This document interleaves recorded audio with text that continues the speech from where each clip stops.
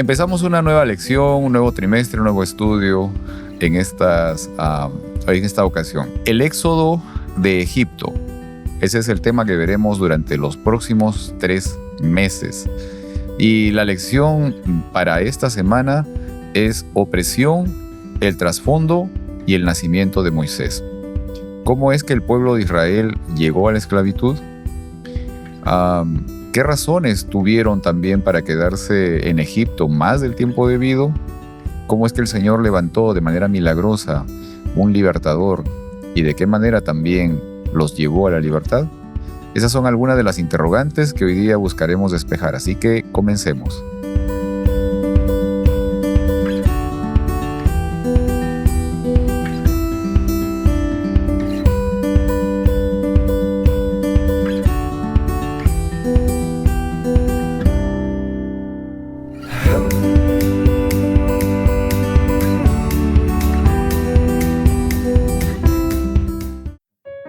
Hola, bienvenidos a este momento de estudio de la lección de escuela sabática. Hola Margarita. Hola, buenas, ¿cómo estás? Muy bien, ¿cómo has estado? Muy bien, muchas gracias. Qué bueno. Hola Heriberto. Hola. ¿Cómo estás, Heriberto? Muy bien. Qué bueno. Gracias a Dios. Empezamos un nuevo estudio, un nuevo tema.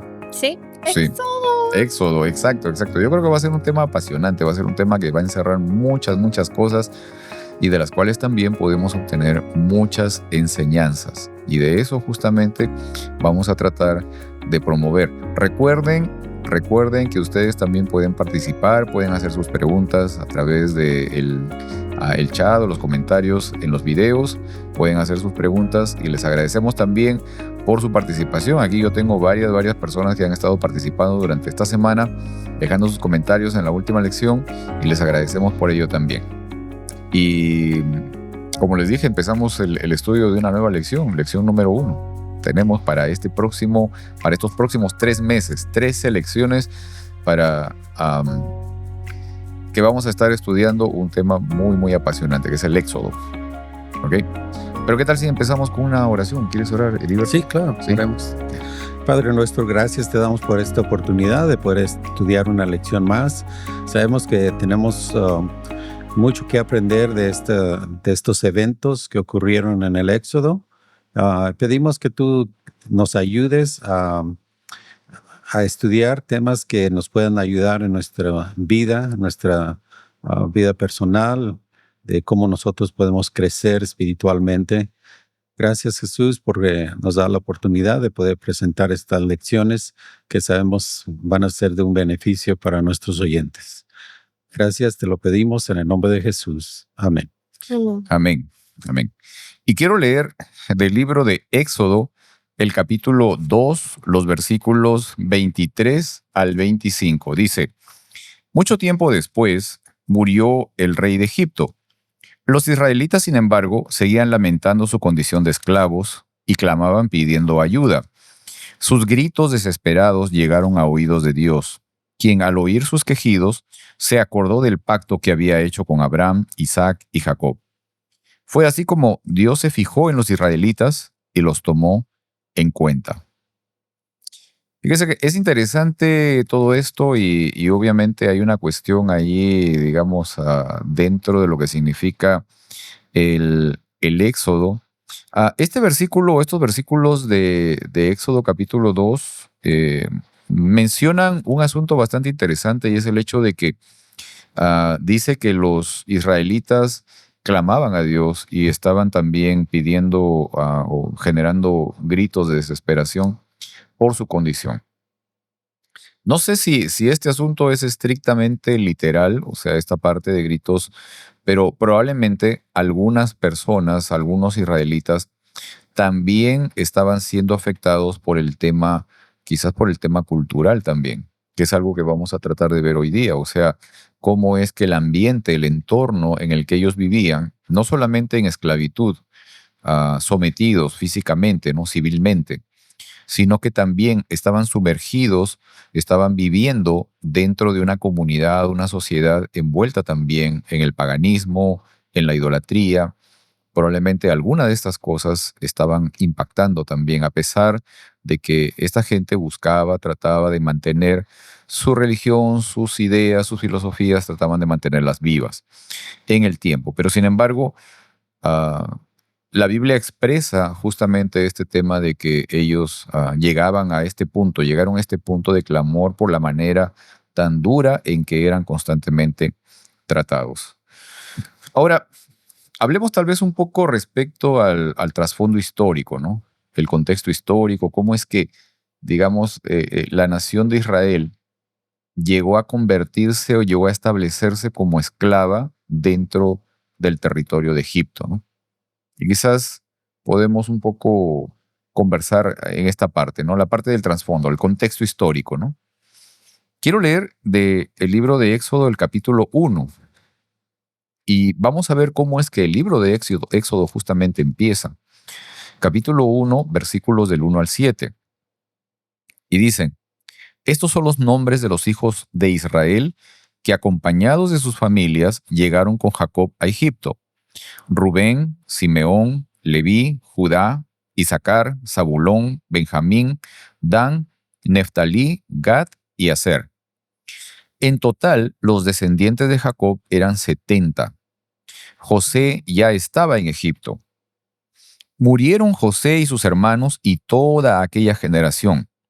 Sin embargo, los israelitas tuvieron muchos hijos y a tal grado se multiplicaron que fueron haciéndose más y más poderosos. El país se fue llenando de ellos. Este es una breve, digamos, un recuento breve de la llegada de Israel o de Jacob, ¿no? Al nombrado por Dios Israel. ¿Cómo es que llegaron a Egipto? Tanto él con su familia. Muestra el número de las personas que llegaron. Fueron 70 personas las que llegaron y que entraron a vivir en el territorio de Egipto. ¿Podemos recordar cómo fue que llegaron los israelitas a Egipto? O sea, ¿qué razones, qué motivos los llevó, digamos, a vivir en el territorio de Egipto? Ah, es una historia muy interesante. A mí siempre me ha gustado la historia de José, Ajá, porque sabemos que tiene mucho drama, exacto. ¿verdad? Y los hermanos, sabíamos primeramente que hubo una hambruna en toda la tierra. Y interesante que José, mientras vivía en Egipto, Dios le había dado mucha sabiduría. Exacto. Y por esa causa él había podido dar la solución a esa hambruna, y hizo que construyeran graneros de la forma que ellos, yo creo, se la arreglaron para que hubiera agua y granos y comida para Egipto, y aún más todavía para compartir de los pueblos alrededor. Así es. Sí. Así después nos damos cuenta que los hermanos que habían vendido a José los mandó su padre a buscar comida, porque pues ellos también estaban sufriendo los efectos de la hambruna. Yeah. Y fue ahí donde ellos, la historia, pues de ahí llegaron, comenzaron a llegar A Egipto. Se fue a Egipto. ¿Quiere decir algo, Margarita? A ver. No, pues, o sea, correcto, esa es la historia, Ujú. pero está sospechoso porque, o sea, A ver. porque Egipto, ¿no? O sea, Egipto era el enemigo, porque Ok. Dios los mandó a Egipto. Ok, ok. Y es interesante, ok. Yo a veces también me he preguntado lo mismo exactamente, o sea, pero allí vemos cómo es que, yo no sé, o sea, digamos, si lo viéramos en términos humanos, probablemente, o sea, la figura, la intención de Dios no es esta, ¿no? Pero fíjate cómo es que podemos verlo de esta forma. El Señor manda a su hijo a crecer, a desarrollarse, a hacerse fuerte en la casa del enemigo. Mm. Y ahí lo tiene. Y ahí está. O sea, cuando está chiquito, está pequeño, débil, pues eran 70 personas. O sea, los pueblos de alrededor, pues los podían destruir, les podían hacer guerra, podían empezar a matarlos, en fin. Pero el Señor manda a su pueblo, a sus hijos, los manda a la casa justamente del enemigo, a Egipto. Y allí es donde crecen, se desarrollan, se multiplican, se hacen fuertes, se hacen grandes, poderosos, en la casa del enemigo. Es interesante, o sea, esto por ejemplo me hace recordar, no sé si ustedes recuerdan, el momento en la época de Elías, cuando Elías lleva a los profetas ¿cómo se llama? De Aserá y Baal, los lleva al Monte Carmelo. Ujú. Ese espacio donde estaba este monte, todo ese territorio era un territorio que se dedicaba exclusivamente, esa área, era una área exclusiva para la adoración a Baal, para la adoración a Será. O sea, ese lugar era prácticamente el espacio de adoración del diablo, del enemigo. Y allí es donde Elías, justamente, movido por el Espíritu Santo, lleva a esta gente para que allí se muestre realmente quién es Dios. O sea, esto también ocurre aquí, ¿no? Esto también ocurre. Ahora, pensemos en otra cosa. El asunto de la hambruna. Y esto tal vez una cuestión simple, ¿no? Usualmente en la Biblia encontramos de que el destructor, el aniquilador, etcétera, etcétera, es también el que genera el hambre, los desastres naturales, ¿sí? La hambruna.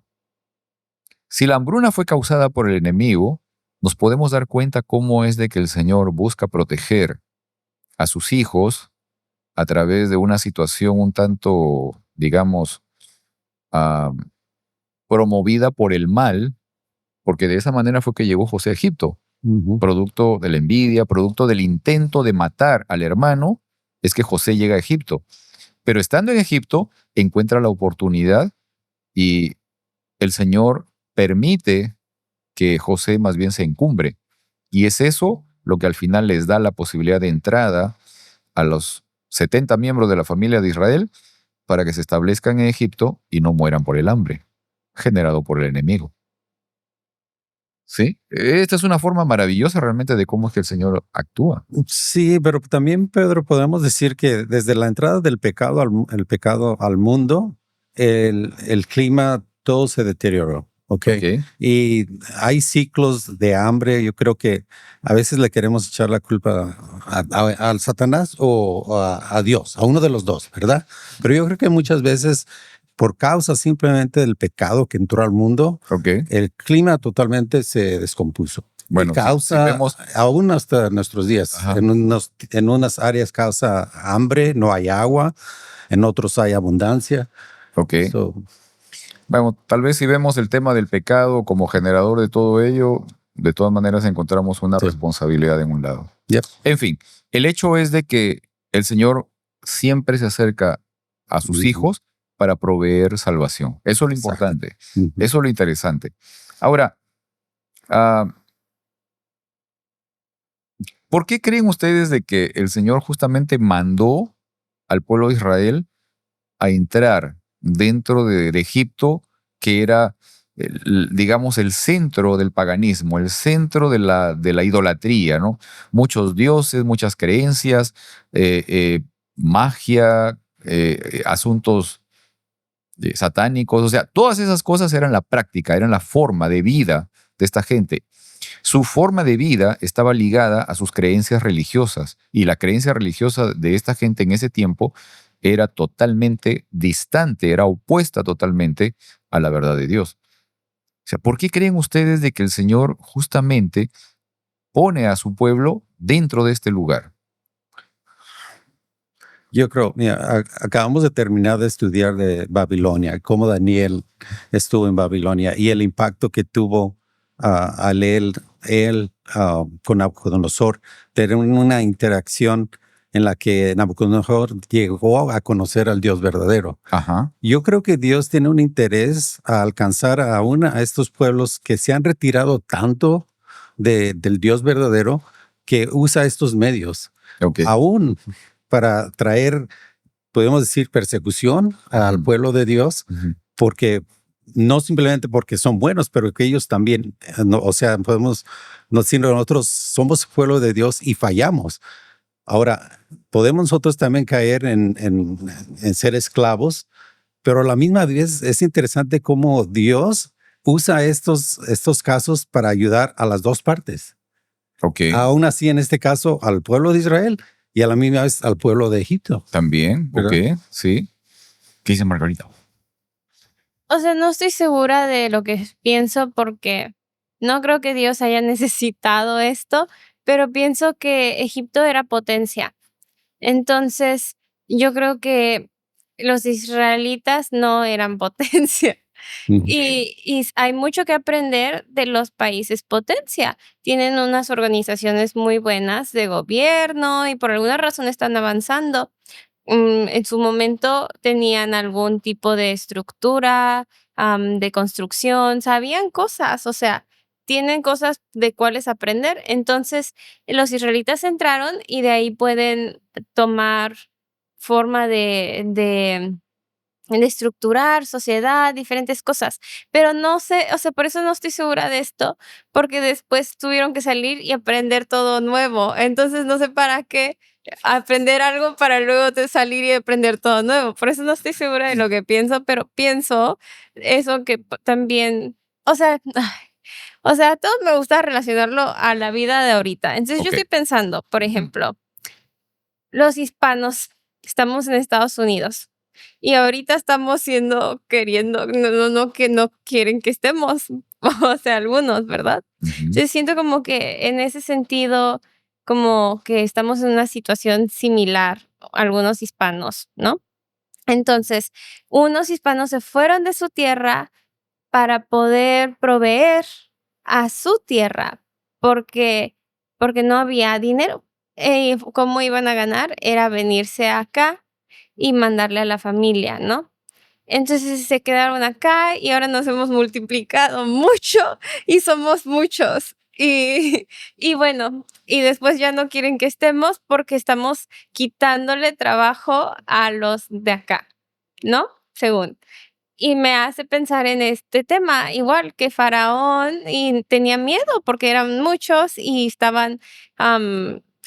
le iban a ganar a los otros. Entonces, pues, Pero en esa parte, o sea, porque también yo lo estuve pensando hace un tiempo atrás, unos días atrás, mientras obviamente estaba preparando todo esto, o sea, en esa parte, digamos, ¿cómo ves tú la situación presente, por ejemplo, obviamente, digamos, tomando en cuenta lo que pasó también hace muchos siglos atrás con el pueblo de Israel?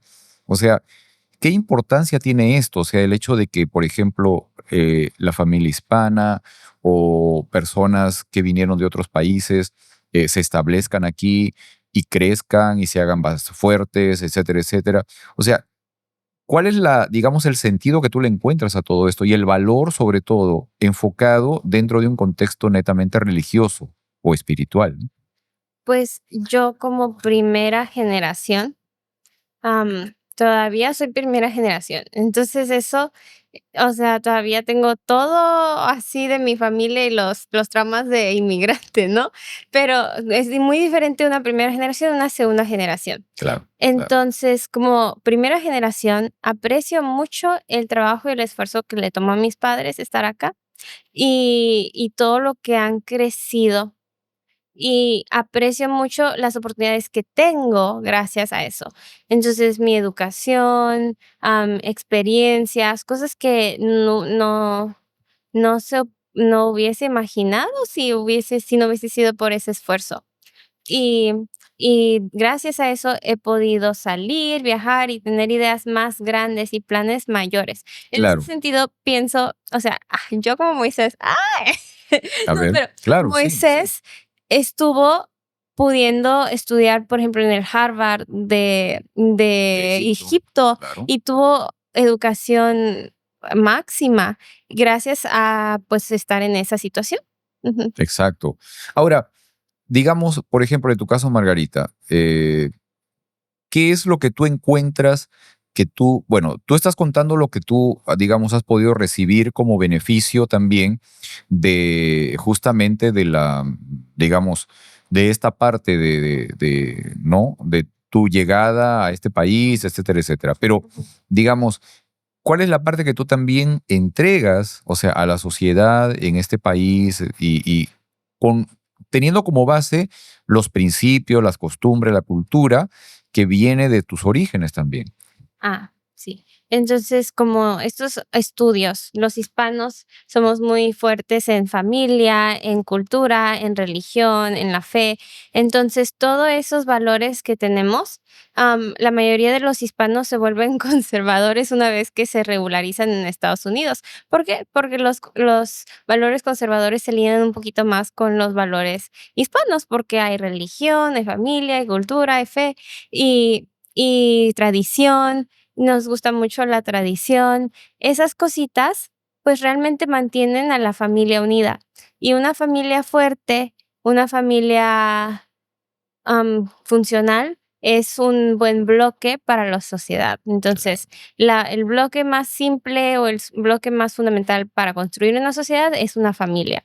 Y a pesar de tener todas estas cosas socioeconómicas y diferencias cul- por nuestra cultura o etnia, pues los hispanos se han mantenido bastante unidos. O sea, a comparación con los negros, o ya no sé cómo se dice, ya no es el término correcto, pero bueno, em, tenemos más padres en la familia y eso que venimos de afuera. Entonces, pues hay cositas así que se han aportado, pero no somos nada más los hispanos, también están los asiáticos Claro, los que, asiáticos. que han emigrado y es otra cultura. Y más o menos pensando también relacionarlo, Éxodo es como el punto más malo y pues también estamos en Babilonia, ¿no? Estados Unidos sería Babilonia. Claro, claro. Ahora, volviendo un poco a la historia de José, ¿no? O sea, ¿por qué es de que digamos, José llegó a tener éxito en Egipto? O sea, ¿por qué creemos nosotros o qué cosa es lo que dice la Biblia respecto a las razones por las que José llegó o alcanzó a tener éxito en Egipto? Sabemos que él, Como migrante, llegó sí, como esclavo. ujú, sí, pues, él había sido instruido Ok, en los caminos de Dios. Él conocía al Dios verdadero. Y sabemos que cada persona que, aparte del estudio universitario, lo que sea, sabemos que el estudio más importante que nos trae a nosotros más sabiduría es el estudio de la palabra de Dios, claro, claro. ¿verdad? Y él había sido instruido en esto. Así es Ok, que cuando fue, él sabía cómo comportarse y él ujú, sabía cómo tratar a las personas. ok, Él sabía cómo ser un trabajador, fue un buen trabajador. O sea, ok, tenía todas las cualidades porque él lo había aprendido de parte de sus padres.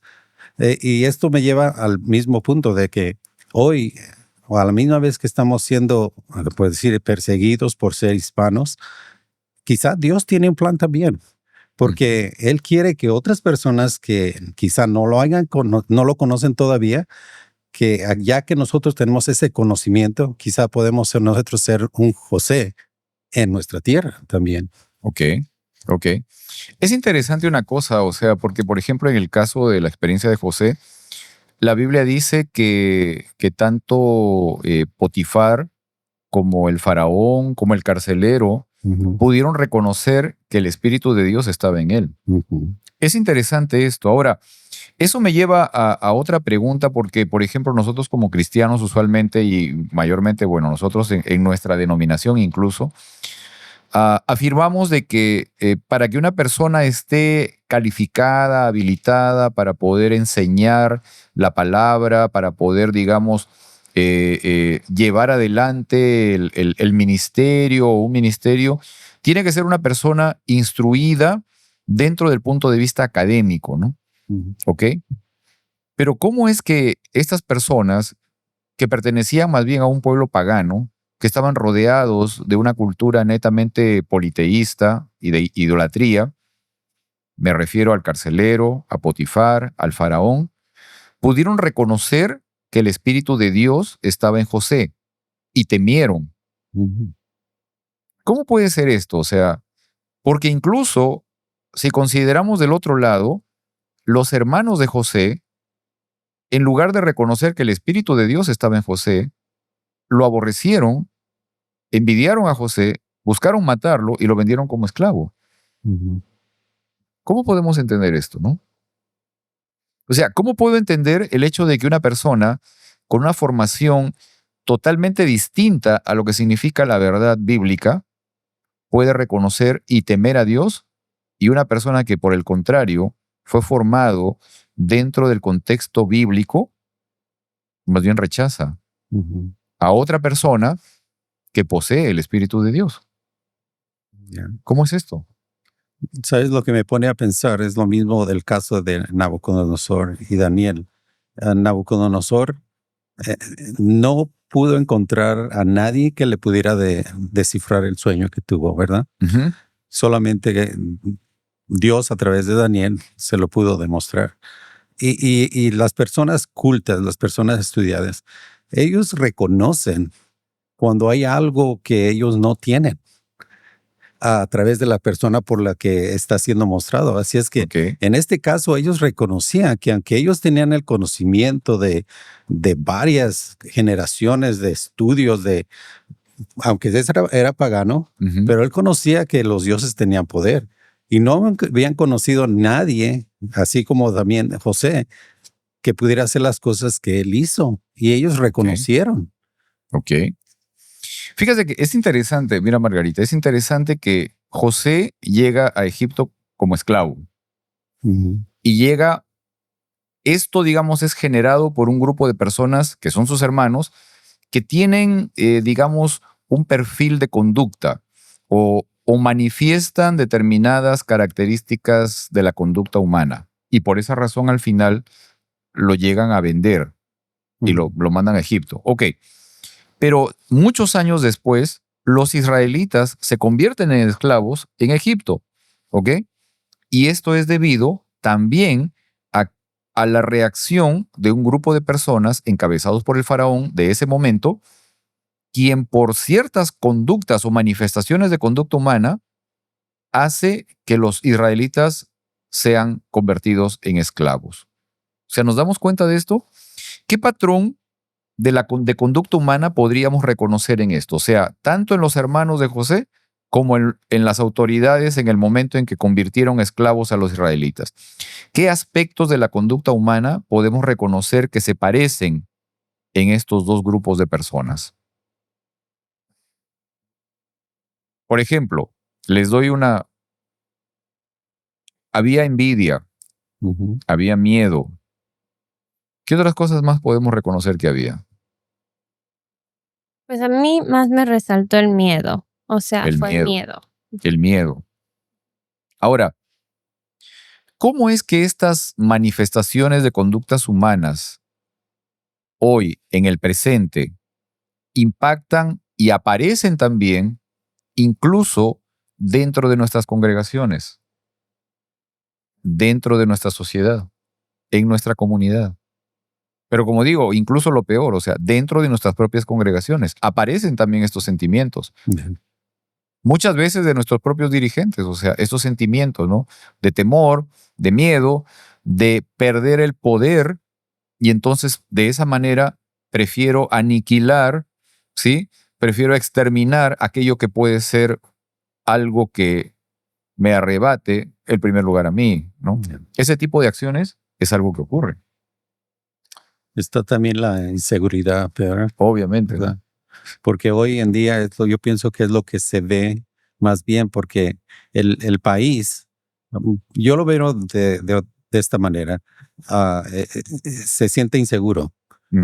No porque sabemos que no se estaba siguiendo las leyes para entrar al país, ¿ok? Ujú. Eso era o sea, las leyes estaban ahí, pero no estaban enforzando, Ok. ¿verdad? Ahora, no solamente el que es padre de familia, que quiere mejorar su hogar, estaban entrando al país. Ujú. Sabemos que estaban personas que quieren hacer mal al país. Claro, ¿Qué claro, peor? claro. Esa es una realidad. Sí, sí, sí. Eso es lo que entró el gobierno, es inseguridad. Ujú. Porque ahora, por unos pocos, todos van a sufrir. Hay otras personas que son afectadas. Exacto. Sí, sí, es cierto, ¿no? Es cierto eso. Pero como digo, las manifestaciones de conducta, digamos, se presentan, sigue presentándose, ¿no? Ujú. Sigue manifestándose.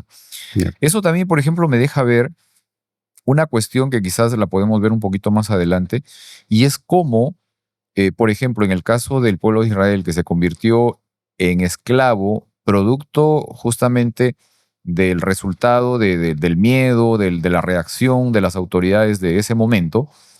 O sea, ¿cómo es que hoy, por ejemplo, ¿no?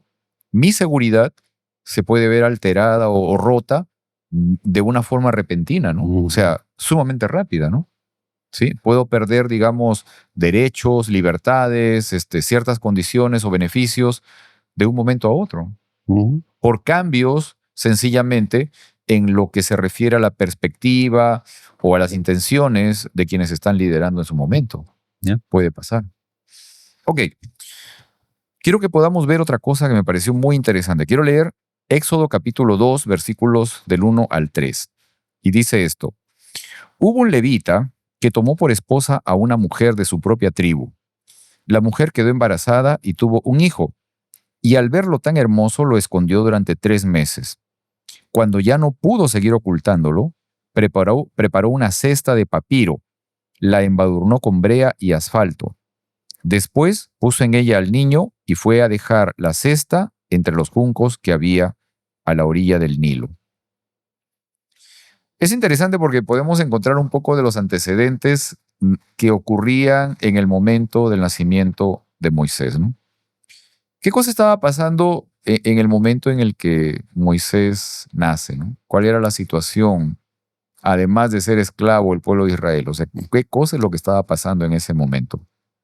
De aquí podemos sacar, Pedro, cuando viene al poder un tirano que no respeta la vida ni la condición humana, simplemente tiene interés de su persona o de su grupo de personas, en este caso los egipcios, y decir, como los israelitas están multiplicando, a fin de cuentas ellos van a tomar control y nos van a quitar el poder. Yeah. Entonces tenemos que hacer algo. Y para este faraón era, ok, de aquí en adelante todo niño que nazca de israelita va a ser muerto.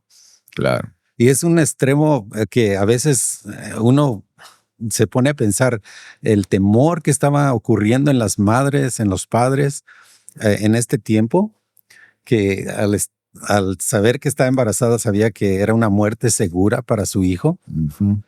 Y no sabemos cuántos bebés fueron muertos durante este tiempo. Exacto. Ahora, es interesante que primero el faraón manda a las parteras. ¿Te acuerdas de esta parte, Margarita? Manda a las parteras para que ellas sean las que maten a los niños, que sean varones al nacer.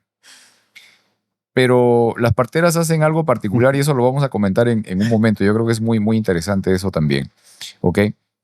Pero después de eso, porque las parteras sencillamente no obedecieron la palabra del faraón, o sea, no obedecieron la orden del faraón y dieron argumentos, o sea, dijeron, no, o sea, cuando nosotros llegamos, las mujeres israelitas que son más robustas, son más fuertes que las egipcias, ya dieron a luz, dice, ya dieron a luz sus hijos, así que cuando nosotros llegamos ya los niños ya están vivos, así que no los podemos matar. Ok, pero el asunto es de que ahora las leyes cambiaron. Y fíjense que es muy interesante esto, ¿no? Porque ahora el faraón no mandaba a los soldados a que arrebaten a los niños para matarlos. Dice que el faraón animó a la misma gente, o sea, al pueblo de Egipto, para que sean ellos los que identifiquen a los recién nacidos y entonces vean que si son niños o son niñas y entonces los arrojen al río. O sea, te das cuenta, movía a que tu mismo vecino, la gente que estaba cerca de los israelitas, sean los mismos que enforcen esta orden, ¿no? ¿Ok? Que sean los mismos que empiecen a capturar o a identificar a los niños para poderlos arrojar al río. Es triste. Eso sí está terrible. Y es como la mentalidad humana a veces funciona, como es que a veces entre los mismos grupos de personas de la misma etnicidad,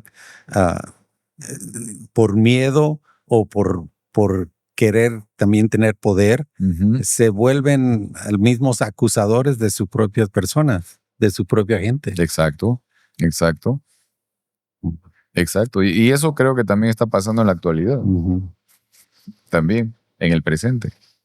Ahora, es interesante que si ustedes ponen a pensar, literalmente Moisés fue arrojado al río.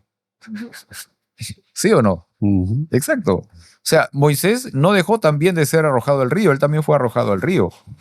Ah, sé que el cocodrilo del Nilo, sobre todo en la época antigua, en la época del Egipto, digamos, grande y de los faraones, era un monstruo. Era un animal que medía aproximadamente unos 6 metros de largo. O sea, era una cosa increíble, es un tamaño de un animal enorme. Am, Ese era el cocodrilo del Nilo. O sea que si le ponían a un bebé recién nacido, seguramente de un bocado se lo pasaba. A ese lugar lo dejaron en el río a Moisés. Ahora, hay algo que estuve viendo, comentando incluso con algunos amigos en la parte, digamos, de las palabras usadas justamente para estos, para el elemento de salvación de Moisés, que fue la cesta, una canasta, ¿ok? Y es curioso que la canasta fue embadurnada, como dice aquí el versículo, que le pasaron brea y asfalto. ¿Qué nos hace recordar eso? ¿Qué otro El arca de elemento? Noé. El arca de Noé. El arca de Noé también fue untada con brea, con asfalto, justamente ¿para qué? Para impermeabilizarla, o sea, para que el agua no se meta, ¿sí? Para que no se hunda, sencillamente. Pero ahora hay algo más todavía, porque la palabra usada para esta cesta, para esta canasta, es la misma palabra usada para arca. O sea, esta palabra se utilizó tanto en la canasta de Moisés como en el arca de Noé. Es la misma palabra para llamar a estos dos elementos. Ahora, podemos notar nosotros la manera en cómo actuó Dios para preservar la vida de Moisés. De paso, déjenme decirles una cosa que es muy importante, ¿ok? El estudio del libro de Éxodo que tenemos durante este trimestre no tiene como centro, no tiene como protagonista al pueblo de Israel o a Moisés. En realidad, el protagonista de toda esta historia y todos estos eventos es el Señor. Él es el protagonista de todo esto. ¿Ok? Ahora, en el caso de los padres de Moisés, ¿cómo es que ellos hicieron ejercicio de la fe? O sea, ¿cómo es que ellos hicieron manifiesta la fe, la confianza a través de este hecho, ¿no? De desprenderse del hijo y sencillamente arrojarlo al río, dentro de un elemento de salvación. ¿Sí? Esto es algo muy, muy interesante.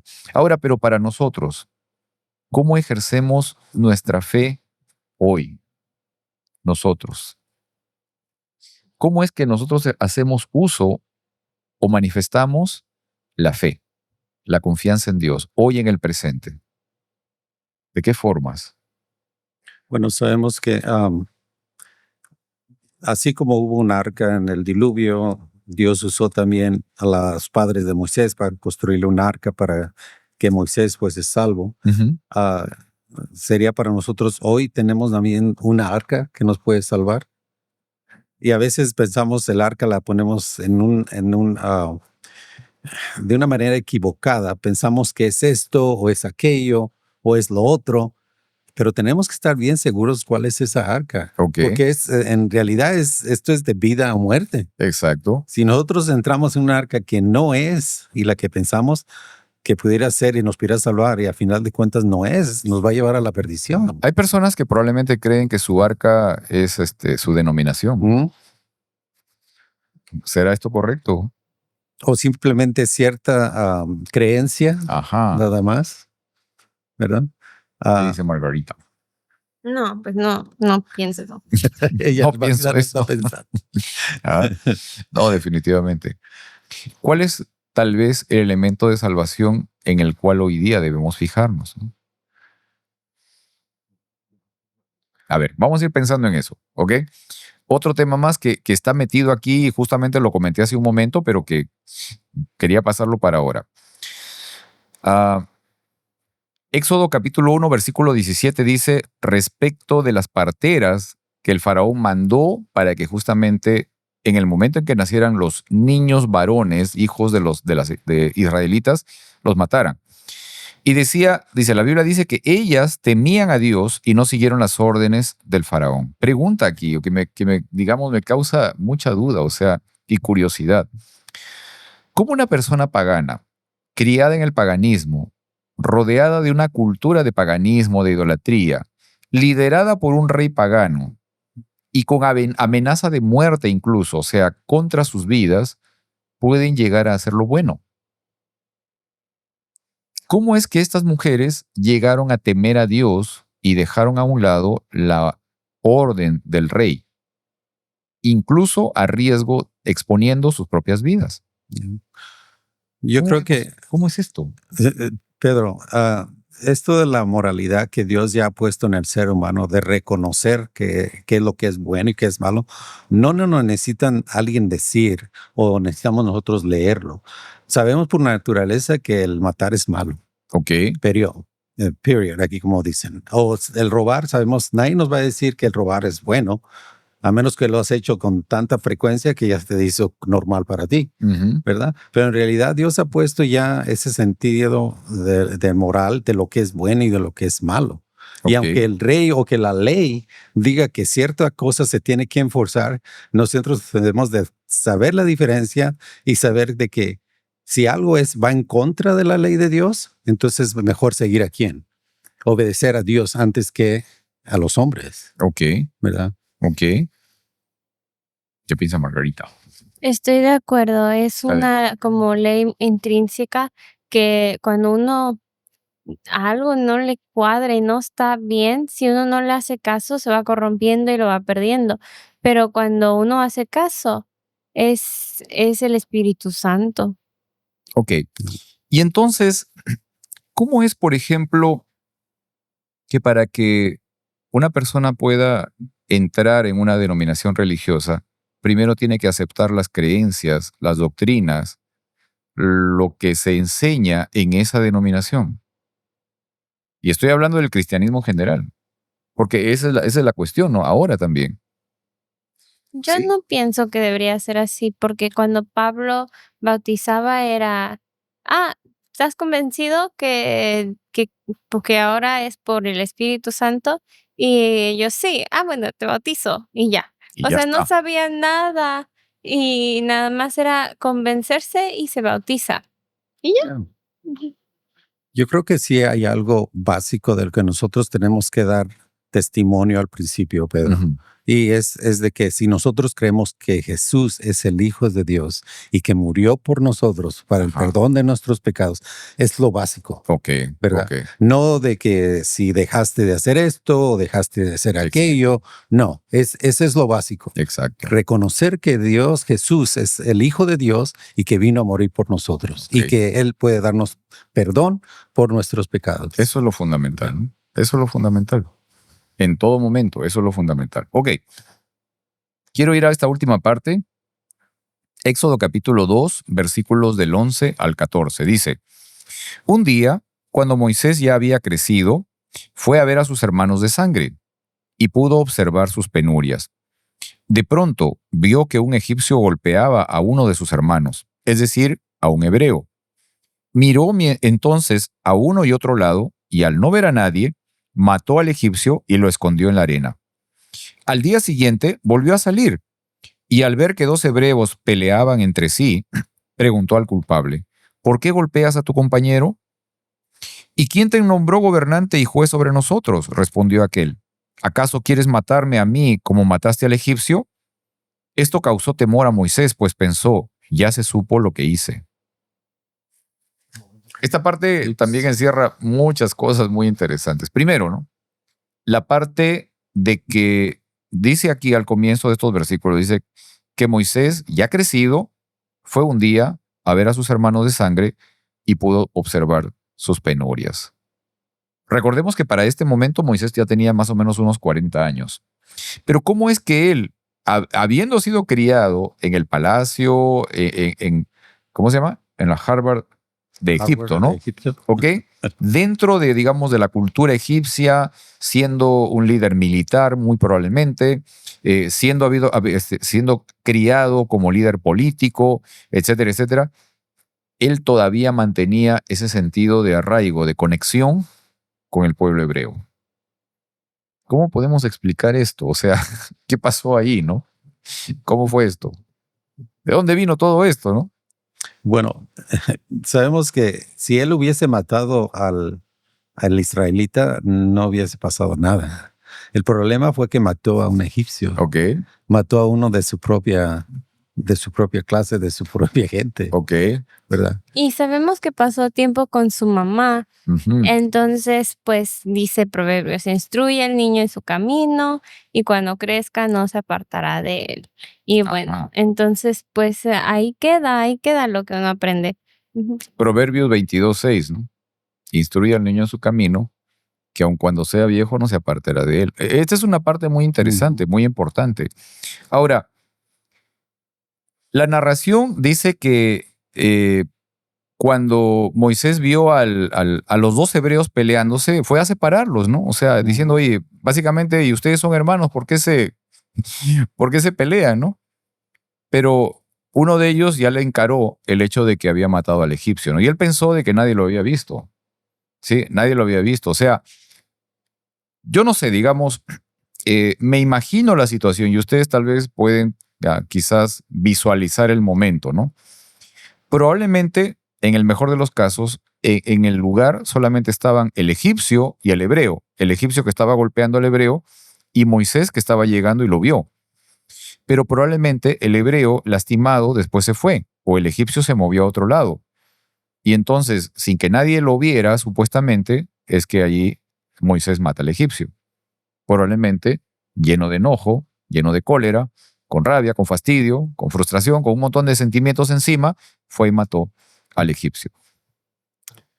¿Qué me deja ver esto del momento y del carácter de Moisés en ese momento? Porque lo que vamos a ver después, también, más adelante, durante las lecciones que siguen, es una persona completamente diferente. ¿Ok? ¿Qué me deja ver de Moisés en ese momento, ¿no?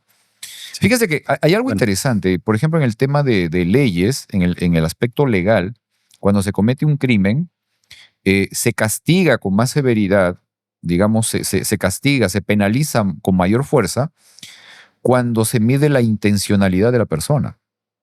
O sea, premeditado. claro, la premeditación, ¿no? O sea, cuando alguien, digamos, por el arrebato comete un delito, digamos, eso puede ser considerado como un enojo, o sea, un arrebato del momento y que después pasa, ¿no? ¿Ok? Eso se sanciona, digamos, de una menor manera. Pero cuando la persona se detiene, tiene tiempo de pensar, calcula, maquina, elabora un plan, eso es peligroso. O sea, y eso se castiga con mayor severidad. En este caso ocurrió eso. O sea, Moisés, digamos, tuvo el momento para poder planear toda esta cosa, ¿no? Pero ¿qué nos dice? Tú ibas a comentar algo, Heriberto. O sea, ¿qué nos dice, digamos, del carácter de Moisés en este momento, esa situación, ¿no? Sabemos que en este tiempo Moisés se llevaba, o sea, su arranque de coraje, sus emociones eran muchas veces lo que lo llevaba a actuar. Ujú. Y es lo que lo hizo hacer lo que él hizo, porque él tenía coraje y tenía el poder Claro, y lo hizo, claro, ¿verdad? claro. ¿Qué dice Margarita? Estoy de acuerdo. Muy bien, Margarita. Miren, vamos a estar viendo durante este trimestre justamente mucho de este tema, del cambio de una persona. Pero en medio de todo esto, lo que queremos mostrar es cómo a través de la posibilidad de un encuentro, de una cercanía, de una relación con nuestro Creador, no solamente Moisés, nosotros mismos podemos ser transformados, podemos ser cambiados, podemos ser mejorados. O sea, porque al final de su vida, 120 años, o sea, 80 años más tarde, Moisés es nombrado como una persona mansa, ¿sí? Como una persona con mucha paciencia. O sea, eso es algo increíble, ¿no? Cómo este momento de arrebato a los 40 años grafica la personalidad de esta persona, ¿no? De este señor. Pero 80 años más tarde vamos a ver cómo es de que su manera de ser, su conducta, su carácter es transformada por el contacto, por la relación, por la cercanía que él tiene de poder contemplar a su Creador. Y eso es lo que nosotros esperamos también para este trimestre. Ok, muy bien. ¿Qué tal si oramos, Margarita, para terminar? Ok, ¿Ok? parece bien. Oremos. Querido Padre Celestial, gracias por una oportunidad más de compartir. Gracias por un nuevo trimestre. Emocionante estudiar al salir del Egipto, el Éxodo, todas las proezas que has hecho. Ayúdanos a reflejar que ese Dios de ese momento es el mismo Dios de ahora y mayormente nos salva y nos podemos comunicar directamente con Él. En el nombre de Jesús, amén. Amén. Muy bien. Nos vemos entonces la próxima semana. Sí, Margarita y Heriberto, nos vemos la próxima semana. Hasta luego, amigos. Nos vemos.